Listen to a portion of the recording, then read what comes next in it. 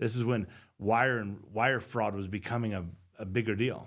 Now it's a huge deal, as you can tell by how Chase responded to a small $15,000 wire to a contractor that I send to all the time. So what happened?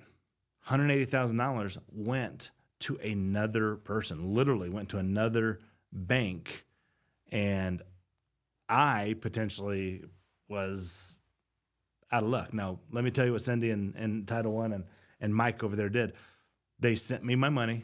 They had it in I think title companies are required to leave a certain amount of cash in their banks to make sure that they can process all of these wires. And so they sent me my money right away. I got it before the end of the day.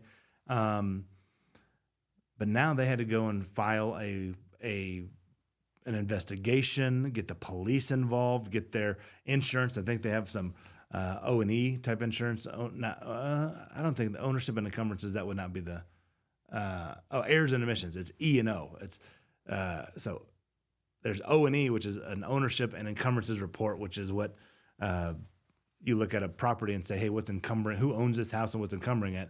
And E&O is errors and omissions insurance. And so they had to get this whole thing. It took them like 10 months to get their money back. I ran into Mike at the grocery store and I was like, hey, whatever resolved it? He goes, it was an absolute nightmare.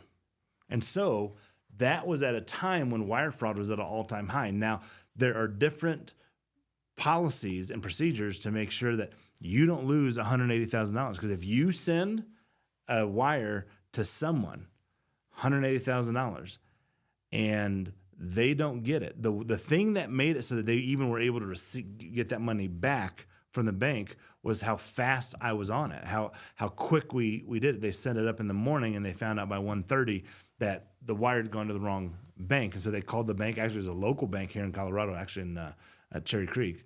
And they go over and say, hey, stop, freeze, whatever.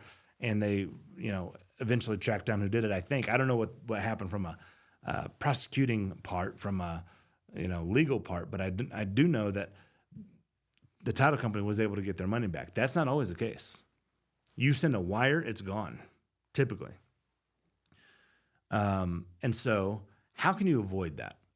Like, there's a few really easy methods to avoid wire fraud, particularly as a real estate investor, because you're gonna be sending and receiving wires. I sent $1,500 earlier this week for a earnest money.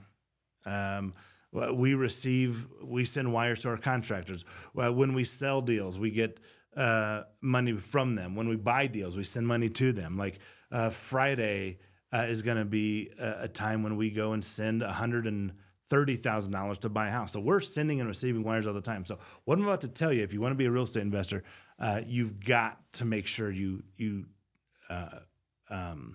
listen very closely. Okay. So how to avoid wire fraud?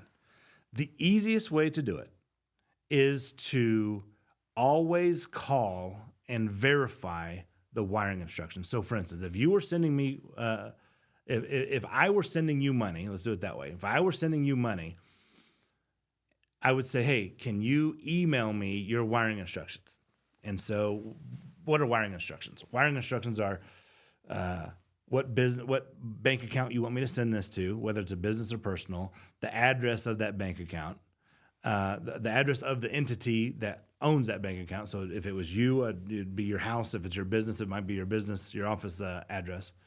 What bank it's going to, the address of the bank. Then the most important part, the account number, okay? And probably one of the more tricky, most important parts is the routing number. Now, many of you think that the routing number at the bottom of your check is the wire routing number.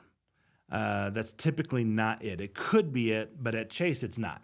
At Chase, that number is for like checks and ACH.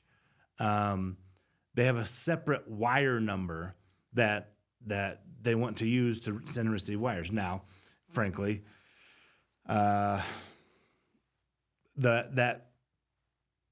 regular ACH routing number will work sometimes just fine. But if you can find that wire routing number, use that. It makes it a lot more smooth. Hey, thanks for watching. I've got a free video about acquiring full-scale real estate businesses. Follow this QR code, click this link, and watch that video now.